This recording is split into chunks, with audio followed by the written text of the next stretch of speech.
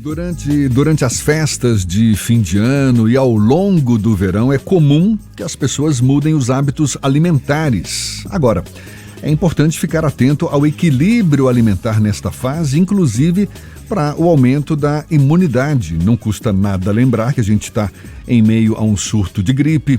Temos também a pandemia da Covid-19 ainda batendo aí na nossa porta.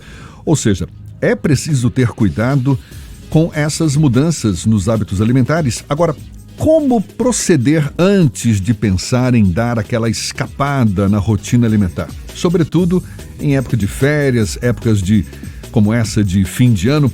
É sobre esse assunto que a gente conversa agora com a médica coloproctologista Glícia Abreu, nossa convidada também no Issa Bahia. É um prazer tê-la aqui conosco. Seja bem-vinda. Bom dia, doutora Glícia. Bom dia, Jefferson. Bom dia, ouvintes. É um prazer estar aqui com vocês, conversando sobre a saúde intestinal.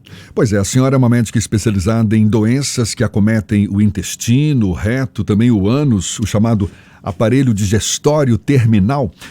Qual é o alerta que a senhora faria para quem acaba se, digamos, descuidando da saúde, de uma alimentação mais equilibrada nessa época do ano, que a gente sabe tem as festas de Réveillon, muita gente de férias. O que é preciso saber no momento como esse?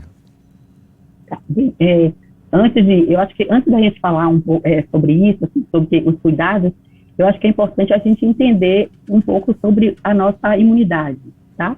Então, assim, falando de forma mais grosseira, a nossa imunidade, nós temos uma imunidade inata, que é representada por células que nós temos na corrente sanguínea e que vão aos tecidos para agir para defender o nosso organismo, como nós temos os macrófagos, células dendríticas, os leucócitos, e nós temos a imunidade adquirida, que são as células que nós, principalmente com os linfócitos B e linfócitos C, que também vão agir auxiliando a nossa defesa do nosso organismo. E é importante saber isso, porque essas células, elas estão no nosso intestino. Então, existe no nosso intestino uma membrana, que nós chamamos membrana mucosa intestinal, e essas células imunológicas, elas fazem parte dessa membrana. E além dos enterócitos, que são as células que absorvem os nossos nutrientes. E essas células, elas são bem juntinhas umas com as outras, elas são bem ligadinhas umas com as outras. E o que é importante nisso é saber que essas células que nós temos, dentro também da luz intestinal, existem milhares de bactérias, na verdade são trilhões de bactérias. À medida que a gente vai chegando ao intestino grosso, nós temos trilhões de bactérias que nós chamamos de microbiota. E essas bactérias, elas estão se comunicando de forma ativa com essa membrana intestinal. Então, num indivíduo que ele é saudável, nós temos bactérias boas, que nós chamamos de bactérias comensais, que comunicam de forma saudável com essas células imunológicas.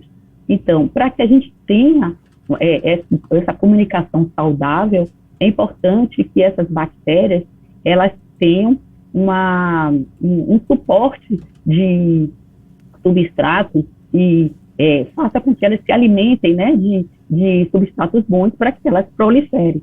Então, é importante que a gente tenha cuidado com a nossa dieta. Por isso que a gente fala tanto da importância de ter uma dieta saudável.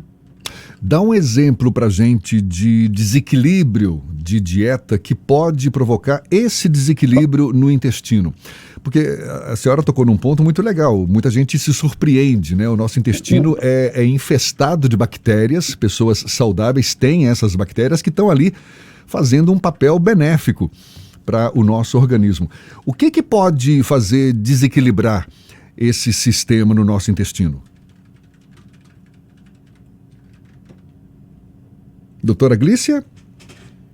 Acho que a gente está com uma dificuldade de conexão. Sim, estou ouvindo. Mas conseguiu? Sim, por favor. Eu consegui entender. Bem, o que é importante saber é que, na verdade, nós, desde quando nós somos formados dentro da barriga da mãe, nós já começamos a ter contato com bactérias, né, com esses micro-organismos, na verdade. Esses micro-organismos, a maioria são bactérias, mas tem vírus, tem protozoários, e a gente já, a partir de quando a gente nasce, a gente vai aumentando esse contato maior, até que na idade adulta a gente tem uma estabilização, mas na verdade, esses micro-organismos, eles são muito importantes, porque eles participam ativamente de nossa estrutura, né, do organismo. Porque o que eles fazem? Eles têm, esses micro-organismos, 4 assim, funções principais. Tem uma função de proteção. Esses micro-organismos, eles são capazes de produzir substâncias que vão agir contra micro-organismos que são ruins, que são micro-organismos patógenos. Se a gente tem uma dieta boa, então a gente alimenta mais essas bactérias boas, então a gente vai ter um número maior delas, que pode também competir com essas bactérias ruins. Essas bactérias boas, elas ajudam no reforço estrutural dessa barreira mucosa intestinal, impedindo que exista uma formação de poros e que bactérias ruins, ou então restos alimentares, né, dos substratos alimentares, penetrem nessa barreira mucosa e cause aí um processo inflamatório.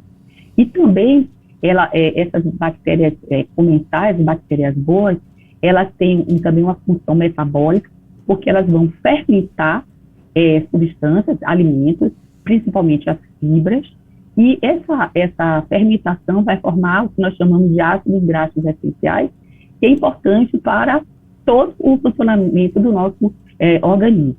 E aí também essas bactérias boas têm uma função de imunomodulação, que é o quê? Que é estimular o nosso sistema imunológico. E tem um trabalho, Jéssica, muito interessante, em que foi feito com ratos, né, ratos que eram livres de micro-organismos, comparados com ratos que eram inoculados desses micro-organismos. E observou que nos ratos que eram livres de micro-organismos, o sistema imunológico ele era imaturo. Então, no momento que nós colocávamos micro-organismos, nós desenvolvíamos o sistema imunológico desses ratinhos. Então, assim, apesar da gente pensar que micro-organismos, a gente pensa que é uma coisa ruim, mas não, nós vivemos, né, com esses micro-organismos e eles estão aí nos ajudando a todo o funcionamento do nosso organismo. Então, um exemplo de uma alimentação ruim seria uma alimentação rica em carne vermelha.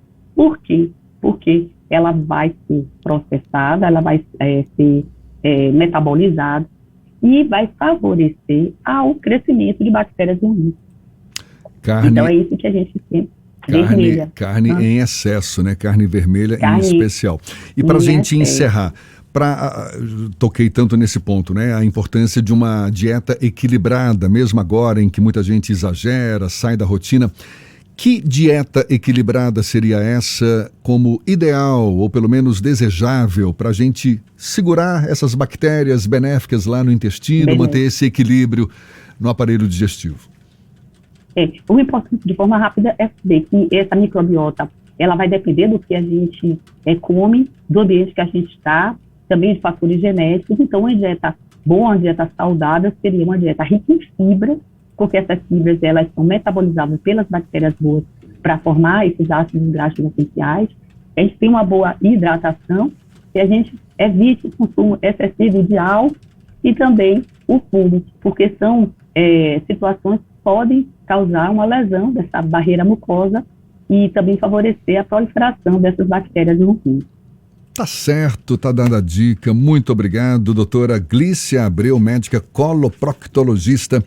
Seja sempre bem-vinda, um feliz ano novo. Já aproveito para desejar para a senhora também, para toda a sua família. E até uma próxima. Bom dia. Bom dia, foi um prazer estar com vocês. Prazer todo nosso. Olha, a gente lembra, todos esses bate-papos nossos aqui ficam depois disponíveis na íntegra nos nossos canais no YouTube, Spotify, iTunes, Deezer e Instagram. Aqui na Tarde FM são 7h55 agora para você.